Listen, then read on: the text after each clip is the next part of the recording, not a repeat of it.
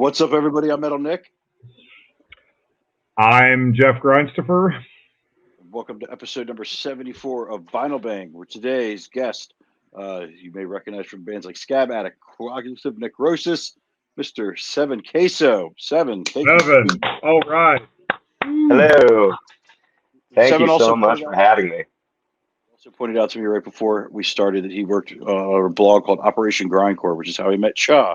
So, boom, if any of you guys ever read any of his articles, this is that guy.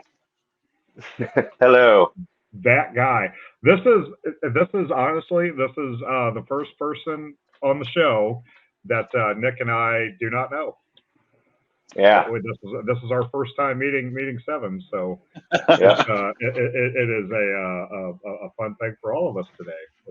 Yeah, me and Nick got to like chatting right away, like we had fucking known each other for a minute. You know what I mean? So I feel like we're gonna have a very nice, warm little meet and greet here. Shout out real quick to Alex Cha, who set all this up. Alex was a writer for Operation Grindcore, which coincidentally I was telling the story earlier. I went to Scott Hall's house to record a drum video for Adam Jarvis, and Alex was there doing some interviews for Operation Grindcore, and that's how these guys met. And that's amazing. So Alex I'm sure he'll be stoked to watch this episode when it drops. Yeah, I love Alex, and I've been watching y'all's show for a minute. I love it. It just showed up in my algorithm randomly, and I love the Cha episodes, obviously. And I was like, dude, I love the show, and he was like, you should ask them to be on the show, and I was like, nah. Ask nothing. Get a hold of us and say, hey, this is when I'm going to be on the show. There is no asking. They're just we're pretty flexible, and my boss over here is pretty pretty reasonable. So hell yeah. Yeah, I'm glad we were able to make this happen. Me too. This is gonna be fun. Yeah, definitely. Y'all are some sons of bitches right off the bat for making me only choose like 20 something records, because it was challenging as hell to pick out like the best of the best. Yeah, it is. Yeah. Don't get me wrong, bro. We also always invite people back for a second episode, so just think about that. We'll see how this goes first. Yeah, I'm not showing any of my Jimmy Buffett records this time. Well, hell yeah, let's get started. See what you got. Right, yeah, let's get right to it. So I'm going to start off with a 10-inch of a very highly impactful record for both me and my brother when we were in our first grindcore band, and that's Reality Choke, In Disgust. And this little sticker here is, I don't want the YouTube guys to like get mad at you for showing someone who's not having a good time on the cover. You know what I mean? But yeah, Reality Choke by In Disgust. They're from San Jose. This is the truth. It's one of the best grind records I've ever heard. Full stop. This is a first press on a 16.0. That label. I don't know if y'all know 16.0. And it's okay to show. They were great. Oh, word? Yeah, we've shown some pretty gnarly covers before. Look at it. I have a shirt of this too. It's one of my prized possessions. This is just some of the best shit ever. I love In Disgust so much. They've done numerous split 7 inches, and they did a split 12-inch with a Pretty Little Flower. Clear vinyl. Nice. Yeah. I say I've heard of In Disgust. I'm not sure that I've ever heard them, and I think I have a split with Pretty Little Flower. And I've always heard that and like I know Brian Fajardo. I should have asked him like at some point over the years whether it was Pulverizing Lethal Force or Pretty Little Flower, because I've heard it's Pretty Little Flower. Is it Pretty Little Flower? Yeah, because I've heard Pretty Little Flower. It's definitely Pretty Little Flower. Pulverizing Lethal Force is that's revisionist history. Don't buy into it. Don't buy into it. Don't be that guy. Yeah, don't spread that gospel. Gotcha. So I just another thing about old Seven Caso here. Growing up in Ithaca, New York, upstate New York, and watching YouTube, the West Coast scene in particular from the 90s and the 2000s was like mind blowing to me. All the bands, just how intense it was, everything. I have a huge spot in my heart for West Coast power violence, grindcore, crust, everything. And one of my favorite bands, Man is a Bastard. Yes. Yeah. Yep. Yes. This is the album Absolutely. Thoughtless. This is the first press. The cover is just a black sleeve with this sticker on it. That's it. And there's also a picture disc version. So this is the white vinyl copy. And I think, besides the Mumia Abdul Jabbar, Jamal, or whatever the fuck, I'm sorry, I got that dude's name wrong. Mumia Abu Jamal. Besides that split, I think this is my favorite LP from Man is a Bastard. This is just some of the most, it's their best recording probably, and it's just some of their most, we got all the inserts here, it's just some of the best, most forward-thinking, heavy shit.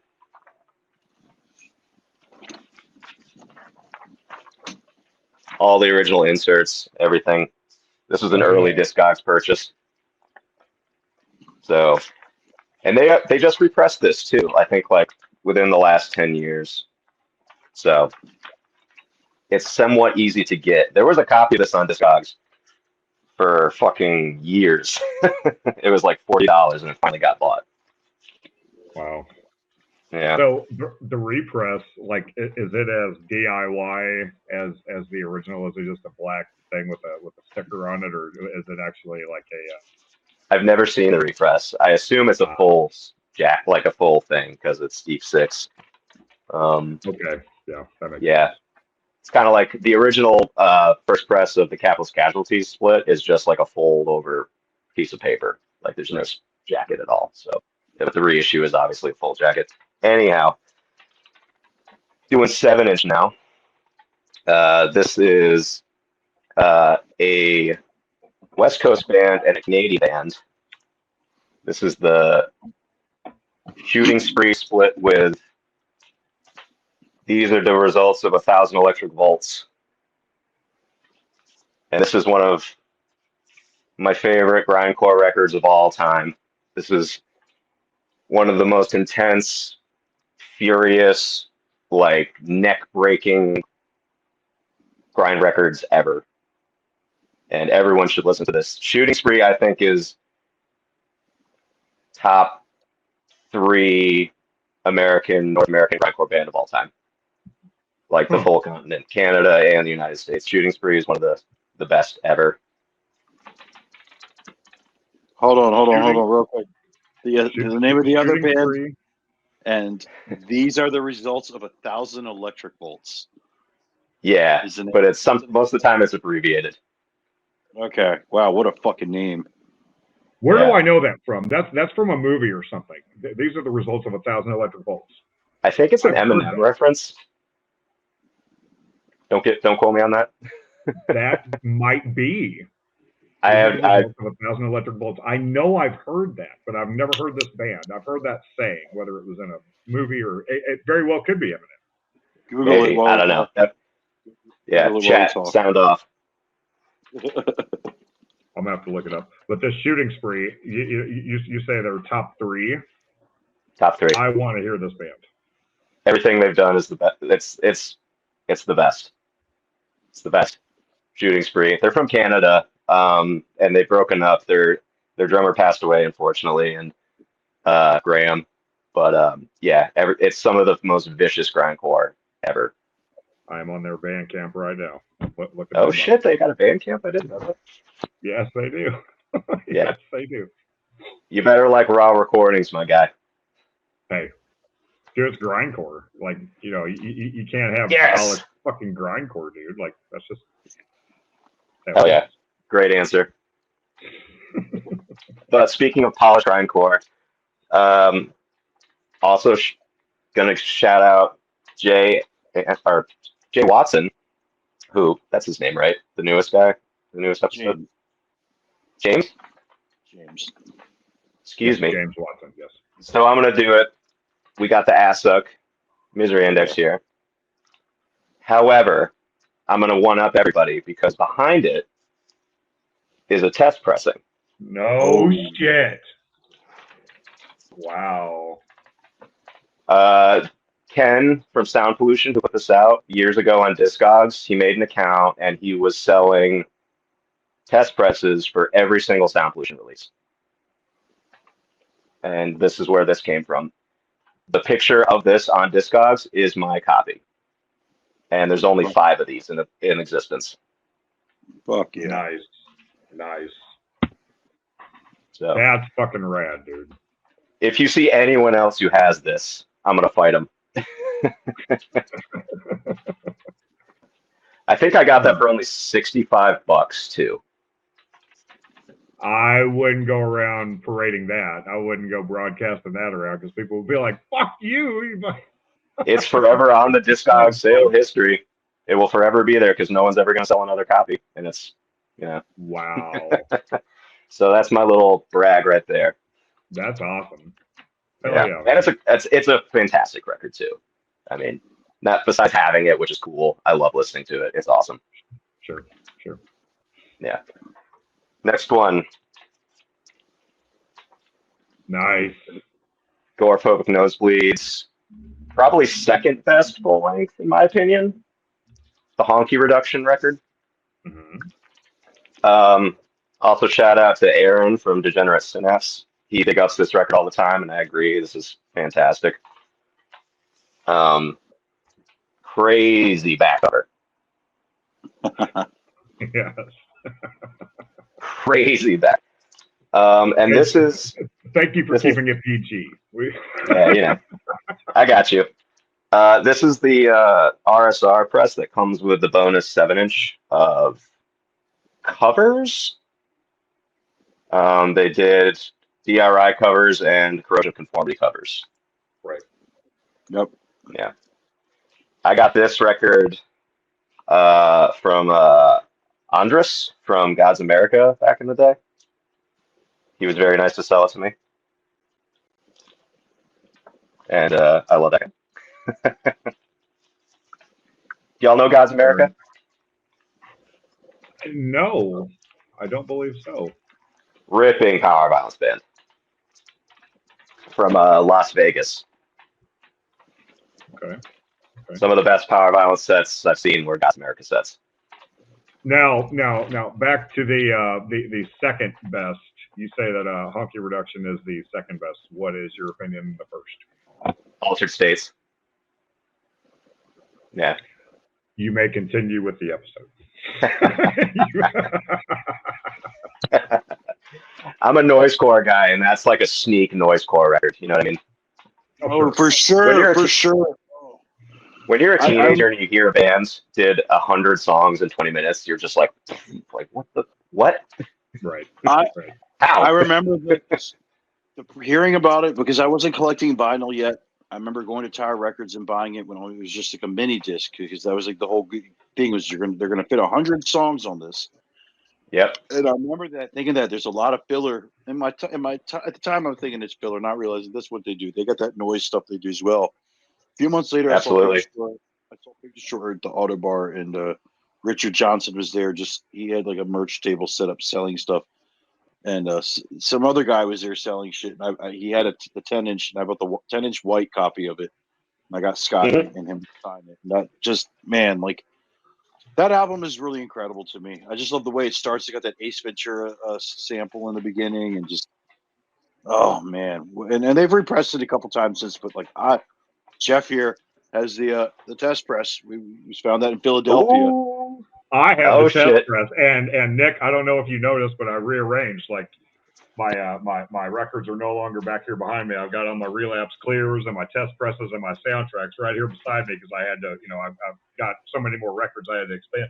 But I have my test presses right here, and I am not going to dig through it. But yeah, I do have the test press for it. That's awesome, dude. That's fucking incredible. Wow. I'm really jealous of that. Agoraphobic Nosebleed is like one of my favorite bands. I'm only missing one record by them. What's and that? The Arc EP. That's the only one that I don't have. I just got the Halo split, like several months ago. That one was a motherfucker to find. All right. Anyway. Anyway, let's move on. This is another heavy hitter. This is one of my favorites that I own. It's the Man is the Bastard split 7-inch with crossed out. This is a first press, I think. But they did a red cover and a blue cover, and then they did a repress, which is almost just this, just the logos. This record is ass-rippingly expensive now, which sucks. I think I got this for like $20 on Discogs like 10 years ago. I feel like all crossed out is expensive as shit, right? Yeah, I think the 5-inch with drop dead is still relatively inexpensive. But you can get some of the bootleg 10 inches for not that much. But yeah, I am on the hunt for an official crossed out first 7-inch with the 15-second gaps. I would trade for that if someone wants to do that. And moving on, jumping forward, this is just another kind of brag record because I have a repress that I listen to, but this is a sealed original System of a Down Toxicity. Oh yeah. It's never been played. It's got the hype sticker. You say that's an OG? Yeah. This is an original. Very nice. That is incredible. Yeah. Very nice. Love that. I was a System of a Down kid. I listened to this album like every day in school. Oh, dude, through and through. Yeah, I mean, even today, like I have zero problems telling people that I listen to System of a Down still. They're amazing. I was literally watching an episode earlier today that we did with a couple from Canada called Great Vinyl, and the very first thing that Dylan started off with was Toxicity.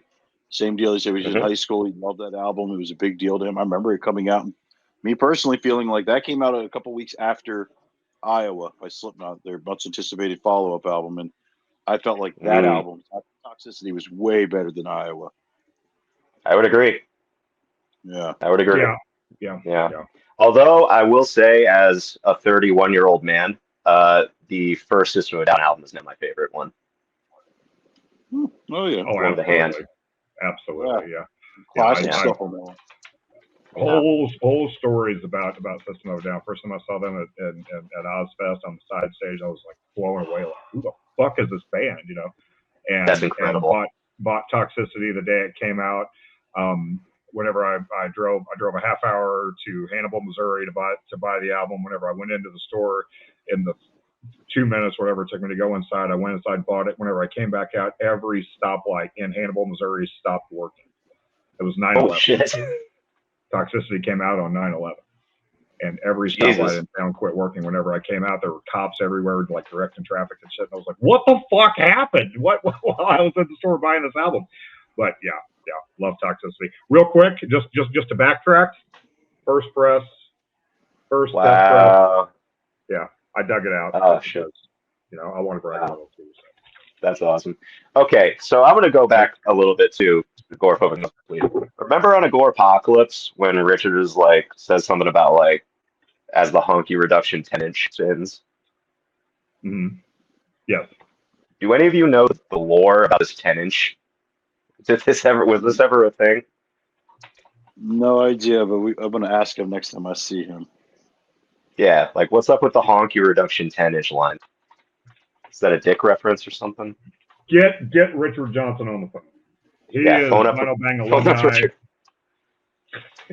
He is Vinyl Bang alumni. We talk to him whenever we see him in person. Get Richard Johnson on the phone. Right now.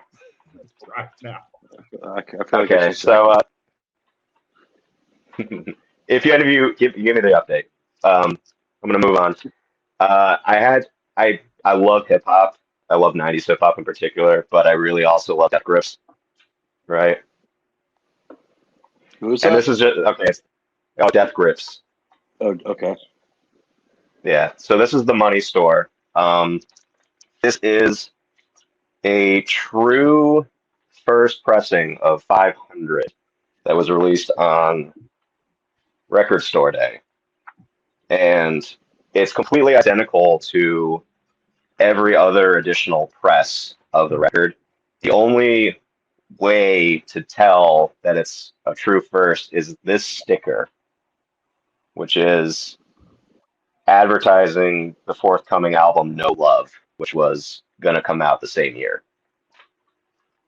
Huh. So if you Right. have a copy that has that sticker in it, chances are you have one of the first 500 copies. Oh, that's cool. Okay. Yeah. Death grips, like I've dabbled in them. I haven't really gotten to where I'm like, you know, a huge fan, but Oh yeah. Yeah. they're good. They're good. They're not something that I, you know, follow Mhm. intently. But is that a good one to? That one took me a minute to get into. It came out when I was Okay. like a senior in high school. The one that is the best is this one, their first Ex-military. mixtape. Yeah. And this Okay. is a original true first pressing, not a bootleg. And this is Nice. this is like a $700 to $1,000 record now. I got my grandma bought it for me for Christmas when it came out. That's awesome. Yeah, shout out Diane, grandma.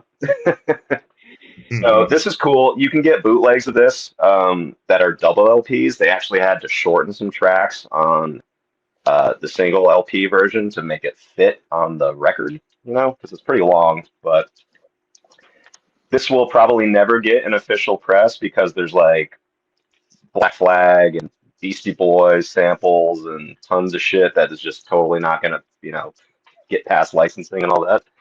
Sure. So yeah, that's if you know anyone else who has that record, tell them what's up. Moving on to another test press. I am a huge fan of the band Hers, aka the Hers Collective from Philly and beyond. Do y'all know Hers? Uh-oh. HIRS. All right. I've been a fan of them since they started, pretty much, and they put out a crap ton of records themselves, 7 inches, lathe cuts, tapes, all sorts of shit. It was very special packaging. It's all unique. It's all weird. This is one of the true, I would say, true grails of Hers records. This is called the Involuntary Split. And what this is when they got their first 7 inch, which was called Worship, pressed, the pressing label or the pressing plant put a completely random punk band on the B side and with the actual Hers EP on the A side, hence the Involuntary Split. And there's only 5 of these, I think. Oh wow. Yep, 5. Yeah, so it's a band called the Immaculates, actually, as you can see there. And I have copy number 5. Fuck yeah. Yeah. This is a gift from Jenna from Hers. Shout out Jenna, love you. Yeah. Always love Hers. They deserve everything that they've, you know, achieved. They're fantastic. They're really, really cool. Now, y'all are Beastie Boys people, right? I am. Hell yeah. Jeff is too. Yeah, one of my favorite bands. Yeah, so they are my favorite band. Oh, fuck yeah. Yeah, that's my favorite band. Me and my brother have loved the Beastie Boys since we were wee lads. And, you know, you could show off all the other cool stuff, but I thought in keeping with, you know, aggressive music, I would show off the Alioli Olio EP. Fuck yeah. Yeah, I think this is an original. It's nerd moment too. I love keeping my records in the shrink, especially if they have a hype sticker. Right. Right. So there's that, and this is them just doing their hardcore punk thing. You know, it's kind of like, you know, all the the punk songs that would be on Check Your Head or Ill Communication, but it's just Right. one full 12-inch of that. You already know. I'm telling the people. Yeah, y'all It's know great. what's up. I love that EP. It's so really good. They did when it came out. They played a bunch of house shows under, I can't remember the name. If you can look it up on the internet, but they're playing like Mhm. these like 8 basements as like a a band, and they're doing all their songs, and they do like Heart Attack Man as well, and like there's like a fucking fluorescent light hanging from the ceiling that gets like smashed and shit. Like it's pretty cool, but like it begins with a Oh Q, my god. Quaylog or something weird like that. That they went by. They went by a fake name Mhm. just so they can play these shows legit, or else like Beastie Boys are playing someone's basement, like in like '96, like it's like a Yeah, it'd be a year, bloodbath. 2 years after Ill Communication came out. Yeah, it would be fucking walls are getting smashed in, which I'm pretty sure it happened. But look it up on Oh, for YouTube. sure. There's some really really cool video sets of them doing those hardcore shows. I will. Absolutely. Yeah. The Beastie Boys, I mean, I could go on for literally days, you know. Like no one has made the music they make, the kind of music they make, better than them. That Agreed. like rap with rock and jazz and like funk and just Oh, they were jamming. pioneers, dude. Absolutely. Like everyone else who tries to do that fucking sucks, except for them. That's probably not true, but you know, that's my opinion. They had a stoner rock song on Check Your Head. I mean, like I it was like know. before anybody was They're, thinking about shit. So they're gods. they're great. Yeah, I agree, Yeah. man. I think they're phenomenal musicians. Now, as far as whether or not that's an original press, last record store day or record store day before that, my Mhm. local record store, I went in to get whatever I don't even remember what I was after, but whenever I was checking out, like the R&B section was behind me, so I turned around. I was like, oh, I'll just look to see what. Oh my God, an original press of License to Ill, and I picked it up for $50, an OG press. I came home and I was like, Nick, look what I found. I have an OG press, and he was like, does it have this? Does it say this? Like Nick knows his shit. Especially like as far as the Alio, whether or not that was an OG press, has that been repressed? Yeah, they did it for record store day. A couple years ago, and then there's also like a double 7-inch that got put out in Australia. Yeah, it was a late Peter King. Did you see his? Did you see the center label whenever he showed it, Nick? Like, is that an OG press? It could be. I have a repress. That could be an OG. I mean, I don't know. Black and white Grand Royale. Whatever, you know. Well, what was I gonna say? Just try to keep the conversation going. Try to lengthen out the episode. Oh, I got tons of records, dude. We're good. But yeah, let's do another one. This is another one of my favorite 7-inches. Tactical Precision Violence by Sordo. This is a power violence band from Oxnard, California. If you like stuff like God Stomper or Bizarre X or bass and drum power violence, this is absolutely crucial that you listen to this. This is bananas good. Put out by a cool label called Nice Dreams Records. And this is the very rare blue vinyl variant. There's a blue and a black. Eddie from Sordo is a fucking legend. He has been crucial to the American DIY scene for a long time. He ran a label called DIY Noise in the late 2000s. He released tapes for me and countless others, and is just an amazing person. And they're playing New York for the first time ever this August. So I'm very excited. Nice. Oh yeah. Yeah. Shout out to Sordo. They're amazing.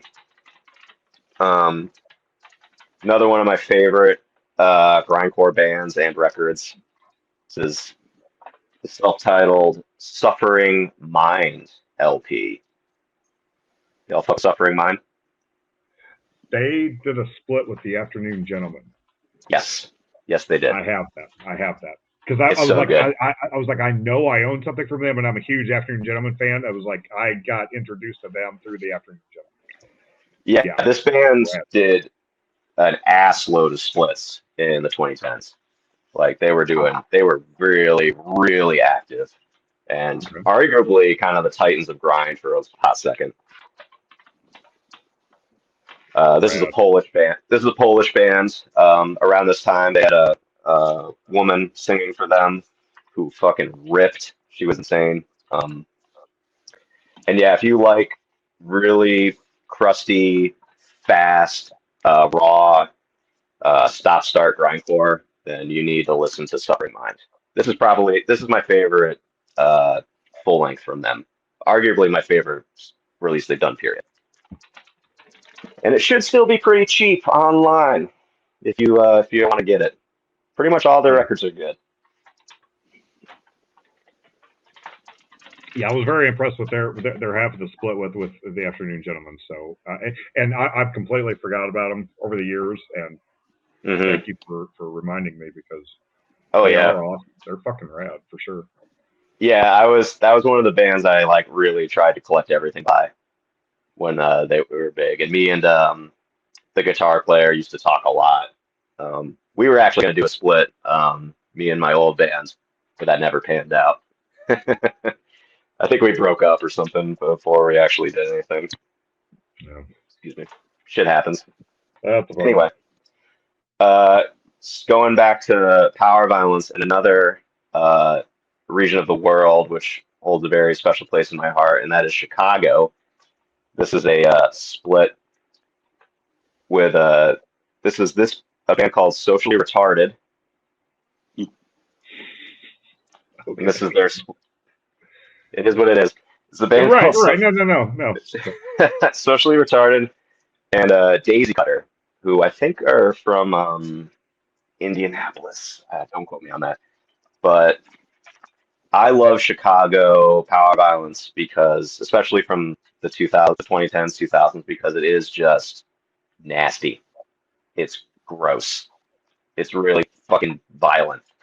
And their SR's side of this split is everything that I love about that sound. It's perfect. It's almost noise. It's so raw. It's really, really, really heavy. There's power. The opening track's like a power electronic song. The vocals are fantastic. They sound completely unique. They're like snarly and snotty. It's desperate. It's depressing. It makes you feel sick. Like, this band's the truth. The Daisy Cutter side is incredible too. It's just like ripping ass grindcore, like face ripping. But this is like a record you can get for less than $5 online. So I have 2 copies because I mean to give one to someone at some point.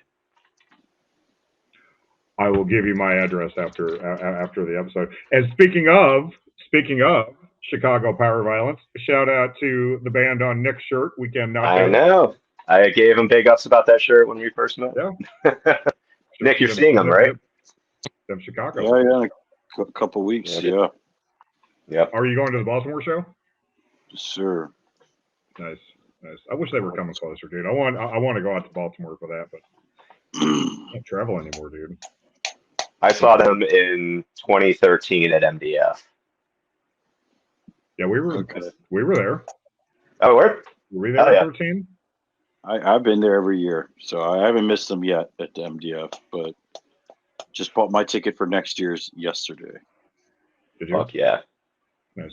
I heard a couple rumors of bands that may be playing and one that will absolutely, but yeah, I'm stoked.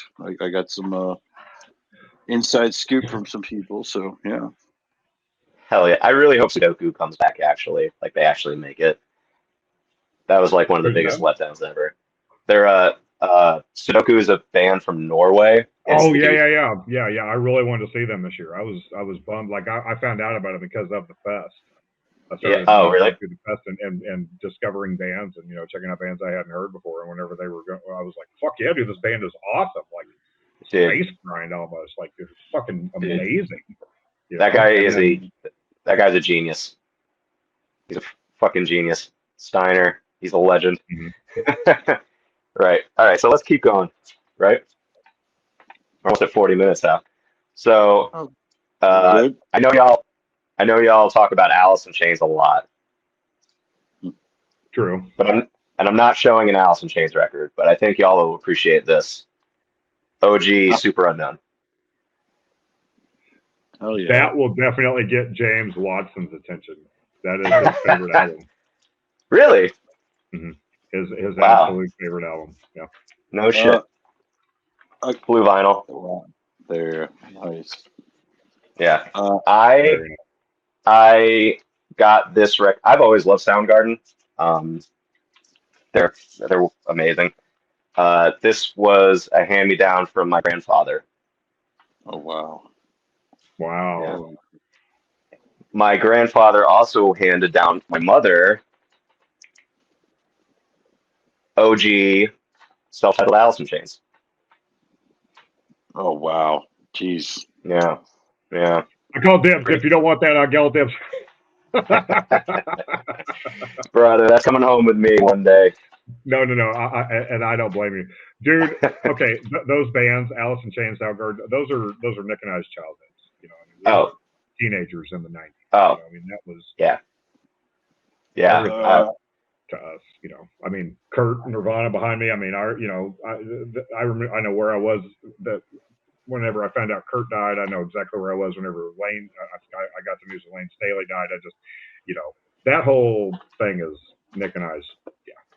Yeah. And Super Unknown's an amazing album. Amazing fucking album. It's unbelievable. Go on. No, shout out. I was just mentioning earlier today. I was watching the Great Vinyl episode. Not only did they mention System of a Down Toxicity, they also mentioned Super Unknown. So. Small world. I'm like, oh shit, deja fucking vu. How about that? Yeah, shit. We're on some sort of like mind freak shit. We're gonna talk about Cockatoo Twins next. Oh my god, I can't believe you just said that. Speaking of cock. I'm out. We have no, this is an arm. This is an arm. It's fine. It's fine. Cock and ball torture.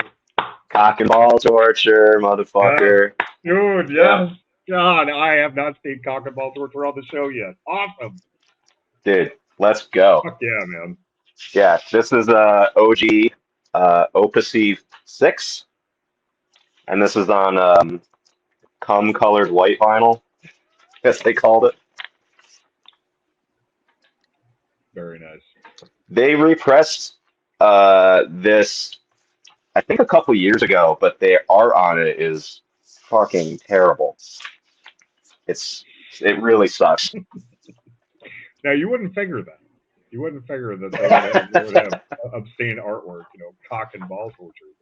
Yeah. Everyone. So here, this is my joke: is that like everyone says that like you know they hate porno grind for valid reasons, but cock and ball torture. Come on. Everyone loves cock and ball torture. Come on. Come on. Yeah, man. They're like a gateway band. You know, I mean, 100%. You hear the name and you're just like, why do I have to hear this band? At least that was what happened with me back whenever like LimeWire, like back right. You know, whenever the internet was first starting, like I heard of this band. No, a buddy of mine that was on the Mudvayne message board sent me Lord Gore. Like he burned a CD of like Lord Gore. Fuck yeah! I was like, I have to hear more of stuff like this, you know. So I started expanding. That's how I found like Circle of Dead Children and. You know, when you're getting into the shit and when you're green and you're like you hear a band called there's a band called Cock and Ball Torture, like your DNA changes. It's like like something happens to your soul and your body. You're just like, what the fuck? Sure. Your world gets a little bit bigger. Right. He became a man that day. Yeah.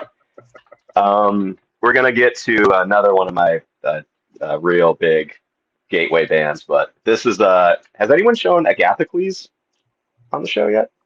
I want to say Doug. Duh, Doug yeah, he's Brown. released some Agathocles before. Yeah. Yeah. Well, I Doug have. Brown, but I don't know if anybody else has. Shout out Doug Brown too. He one of the best videos of Scab Addict he filmed on YouTube. It's me playing with like all the people from fuck Bud and and like Toad and shit like that. Anyway, this is the first Agathocles record I ever bought. It's still one of my favorites. It's a split with Discranty Youth Hell Christ Bastard Ass Man X. Okay.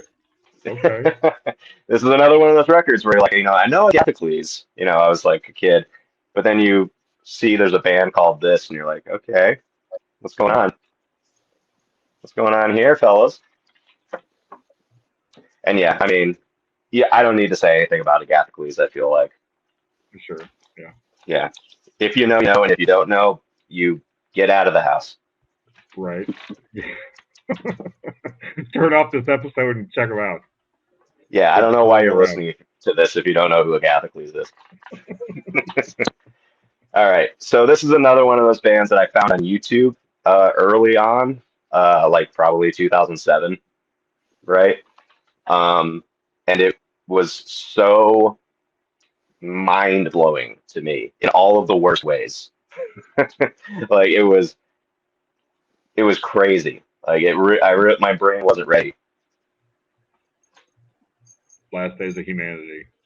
Putrefaction Progress. Last Days of Humanity. Yeah. Nice.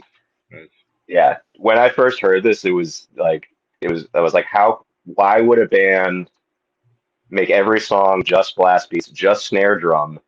And like, I didn't like gore vocals. I probably didn't even know what gore grind was. But it was just almost like a meme band back then. Like no one liked Last Days of Humanity back then.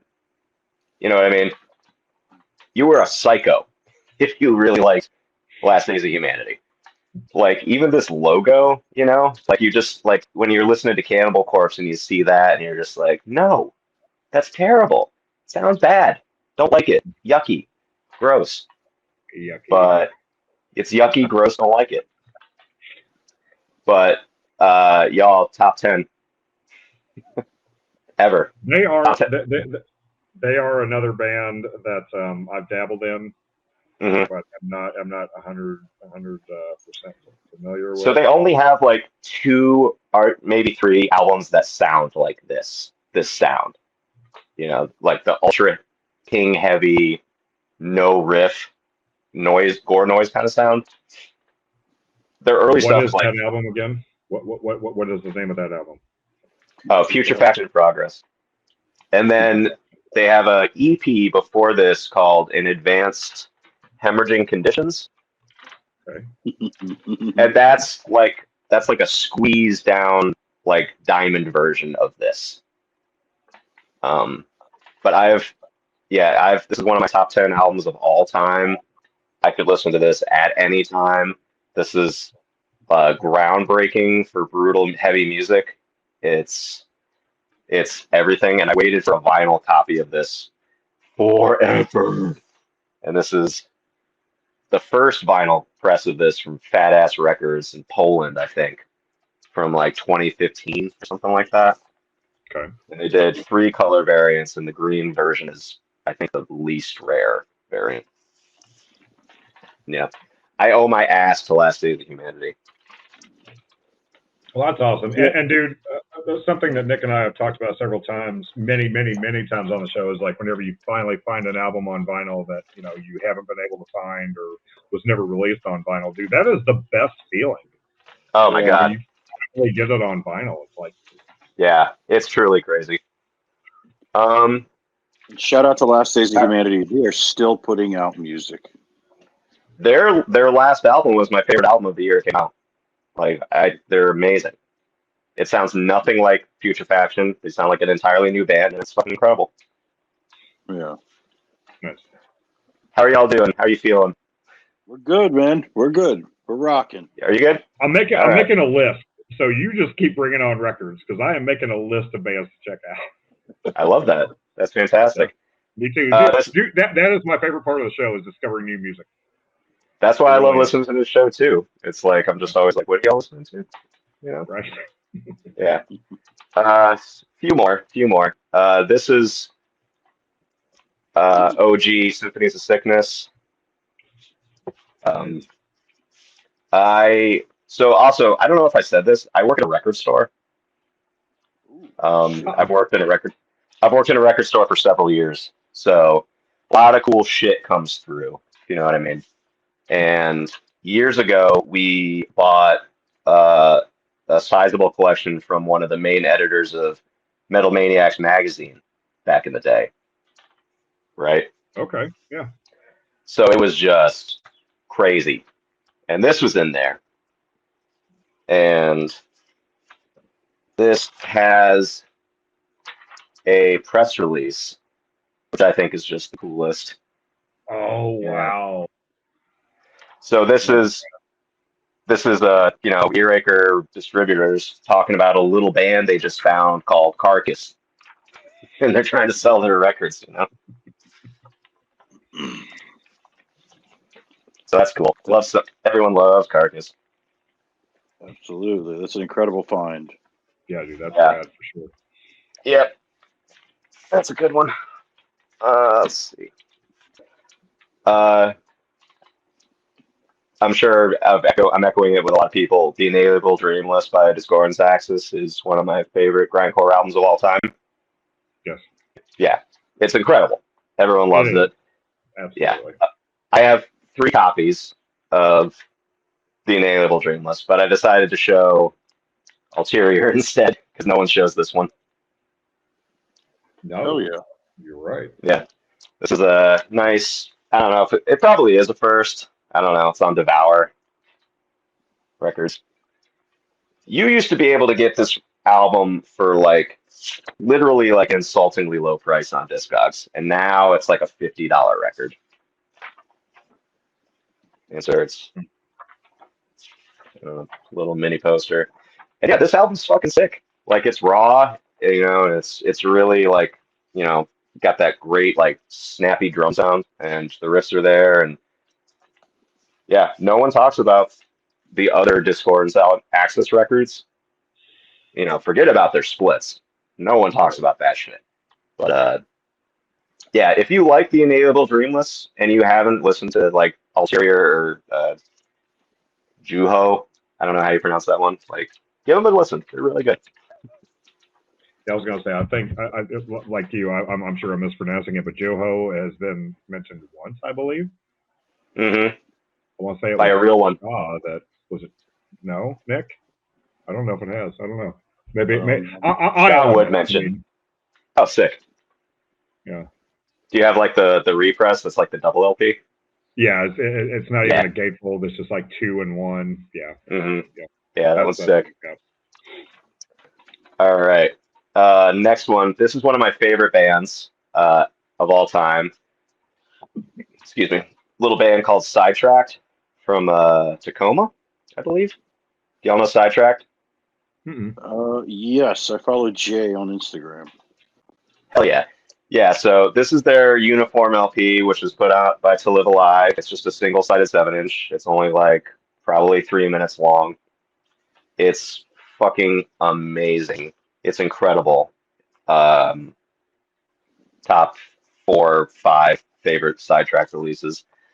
And this band just, you know, takes power violence, fastcore, hardcore, and just like takes all the unnecessary shit out and just get like 10-second, sometimes 4-second songs of just like the hardest riffs and vocals. And I love them to death. And they've been through everything. They were like a youth crew band, and then they were a power violence band, and then they were like a noisecore band, and now they're like a hardcore band again. And they just keep on keeping on.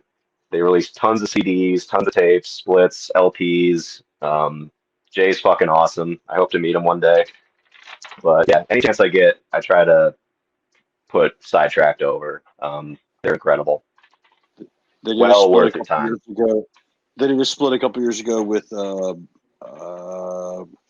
Internal. Yeah, I have it. It's so stupid. It's unplayable. It's like a 4-inch lathe. Yep. Yeah. So But they did a tape version of it too, which I also have, so I can play that. All right. Moving on to another band I consider to be in the top 5 American grindcore bands ever list of all Seven's list, and that is this band called Shitstorm from Florida. You all know Shitstorm? I'm familiar. I mean, I know that split, but I mean, outside of that, I don't. No. Oh my God, it's like everything good about. They do everything good about music. It's just perfect music. Like, oh my God, I could just go on and on and on and on. The best drums. They made Pig Slides cool again. You know, they don't fuck around. All their songs are just like punches to the face. They get in, they get out. They put out like 2 minutes of music every 5 years, and that 2 minutes of music is better than anything that was released that year. But the Magruder Grind split, which I think this is I think Robotic Empire put this out originally, but this is the Civilization Records press. You know, you got that Baroness guy artwork on the front. But the Shitstorm side was like the Bible for me when I was in high school. I listened to that all the time. All the time. It's so good. It's perfect. It's some of the best 9 minutes of grind I've ever heard. I was just having a conversation at Maryland Death Fest with Chris Moore about that split. Oh, really? They were really stoked when John Dyer Baisley, because they knew who he was. They knew about all Baroness at the time. They were big fans of them. But him doing their artwork was just such a big deal. And I'm also friends with the OG guitarist who was on that split. His name's Mark.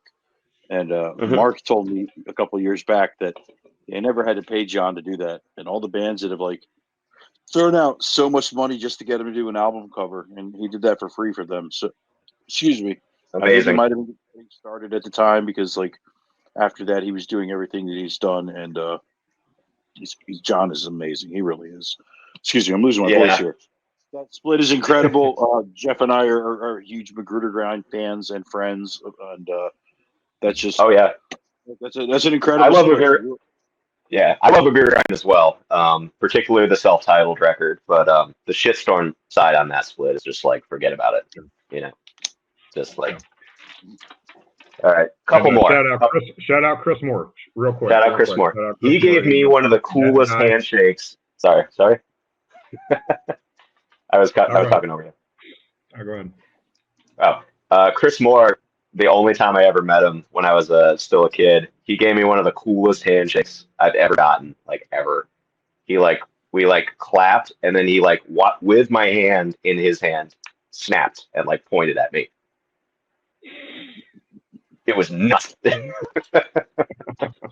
I've never been able to do that. What can't that guy do? He's just honestly. It's like, and you drum and Repulsion too. Like, what the fuck? Right. All right, a couple more. So yeah, like I said, I'm from a city in upstate New York called Ithaca, and Buffalo, New York, has historically been one of the illest spots for New York bands to come out of. Tons of great bands, and the crown jewel of like when I was coming up for these bands, the ones that we all loved, was Water Torture. Yes, dude. I've wanted to check more out about this band. I forgot about them too. I'm so glad we had you on the show. Tell me about it. Okay, glad you asked. Water Torture is a band who used to be, and I think on this one, the Shellfire EP put out by Diseased Audio from Chicago. This is just my buddies Moses and Matt. Thomas and Matt, sometimes known as Moses. And they were in a band called Innards back in the day. And shortly after they broke up, they started Water Torture, and it was everything I wanted. Innards was also a bass and drum powered on this band, but they were tuned in standard. and Water Torture are tuned to like fucking B or something, and it was just like straight from rip. They were amazing. The demo's amazing. This came out pretty like a year within the year of that too. This is amazing. All the recordings sound good. This was just like everything like 18-year-old Seven wanted. Because I'm a total mark. I'm a total mark for bass and drum bands. If you're a band that's just bass and drums, I like you. Like Lightning Bolt was game changing. Man's a Bastard, God Stomper, like yada yada yada. I love all those bands. And but yeah, Water Torture reigned supreme for a few years in the 2010s. They were like the shit, They have like incredible band, and members of that went on to form Stimulant, who are now based in New York City. And yeah, let's bring back some Water Torture, right, Jeff? Like we need people to listen to Water Torture again. Absolutely. Yeah, absolutely. Yeah. And it might have been 15 years ago the last time I heard that name, but I've heard of that name. Yeah. And it just like sparked like Water Torture. Yes, I want to check them out. But.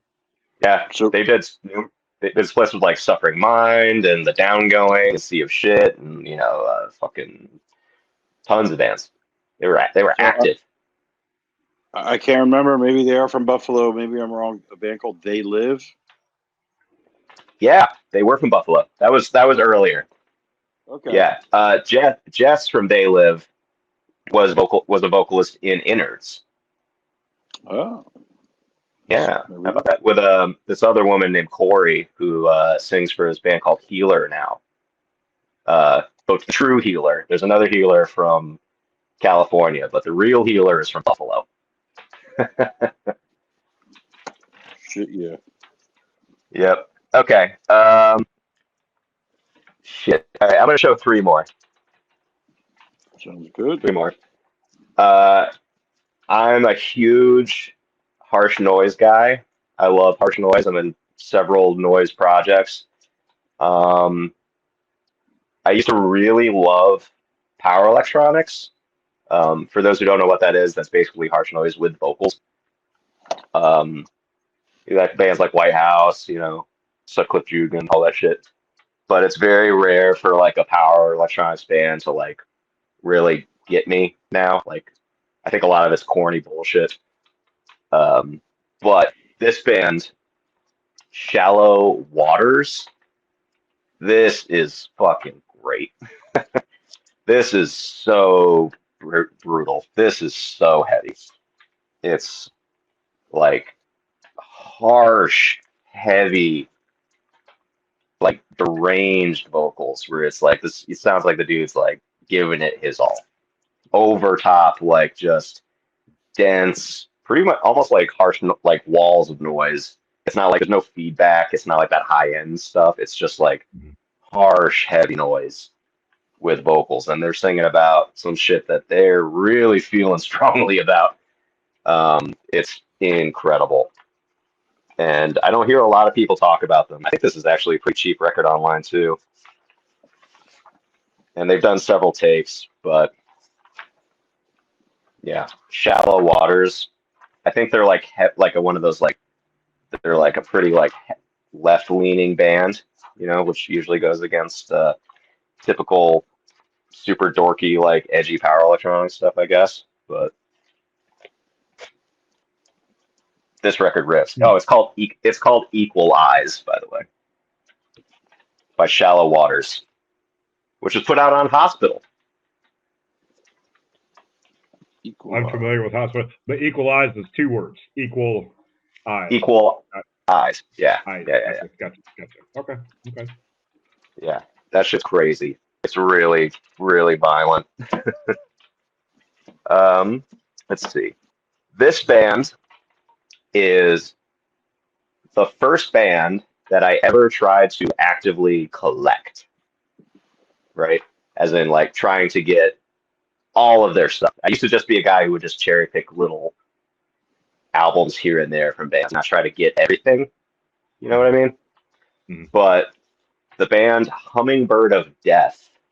Ooh. I love this band.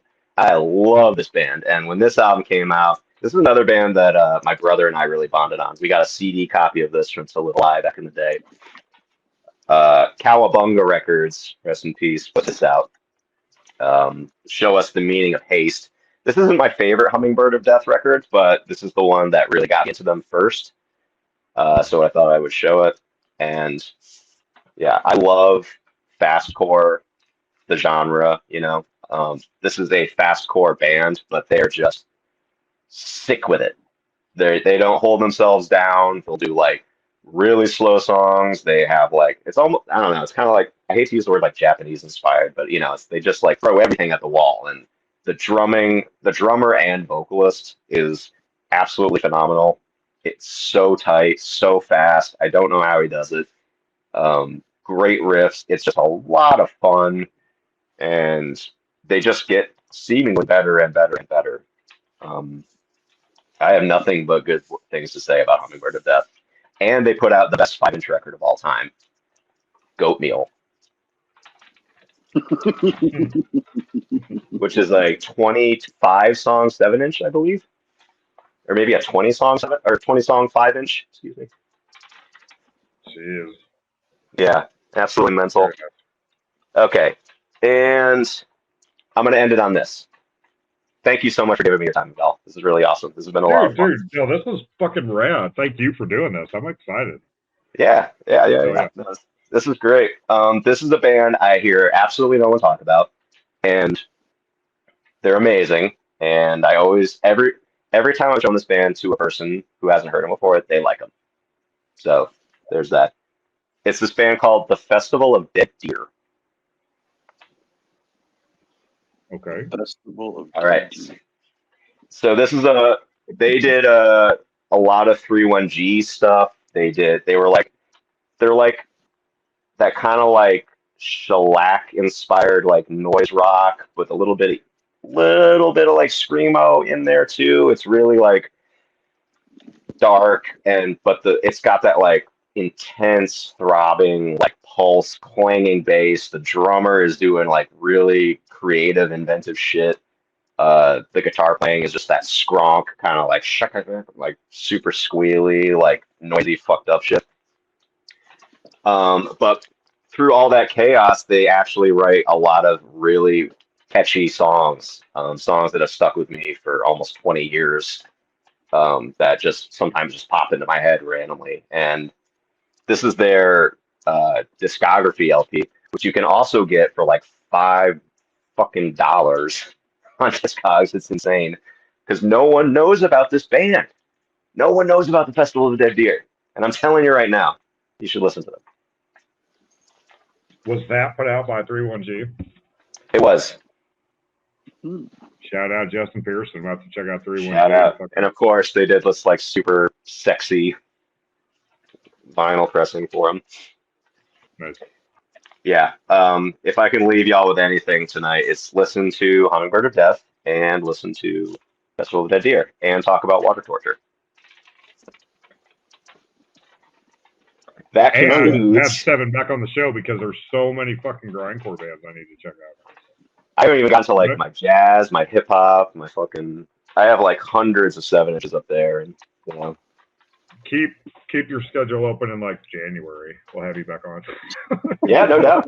It's like we had Sean after like 5 or 6 months, and then James back on after 5 or 6 months. So we have to give everybody a chance. Dude. We can't have you next week or anything but we will absolutely have you back. This is awesome. Great. Yeah, anytime. And I got a lot of homies that like actively collect that I think would have a lot of fun with this too. I'll spread the word. Oh yeah. Bring on. Your episode will come in upcoming Friday, and please help promote it because this is we love doing this, and we want people to check this out because this isn't what's in your bag. This is a little bit different take on vinyl. Oh no shot at that. That's a great show. I love that, but I don't think hell yeah about it. It's just to me, and I was like, hey, Jeff and I took a spin and did this our way. We had guests on the show. We did all this stuff that was, it's fun choosing topics, certain genre episodes. Like I have a blast doing this, and like we have people like you on. Sometimes, like earlier today, I was watching the Dave Whitty episode. And there was a lot of stuff that he would talk about where just be dead silence. Jeff and I were like, we've never heard of this band before. But it's awesome because we're learning this. We're learning, man. Like, there's no harm. No, I love it. Better late than never, right? Absolutely. And hey, shout out to JR for getting this started for y'all. That dude's always been awesome. Happy 18th birthday to Phantom Limb. Exactly. Yeah. Yeah. Shout out JR. JR Hayes for helping to complete this or start the show, and shout out Scott Hall for writing our fucking theme music. What? He wrote the music? Yeah, Scott Hall wrote the song for us. You dirty dogs. It was the first person we asked, and he said yes, like almost instantly. So we're like, shit. So That's so cool. There's a lot of Pig Destroyer connections with the show, and we just keep it going. That's awesome. But yes, thank you for Seven for being on the show. Thank you everybody for watching. And thank you. Absolutely. We will see you Y'all all are awesome. next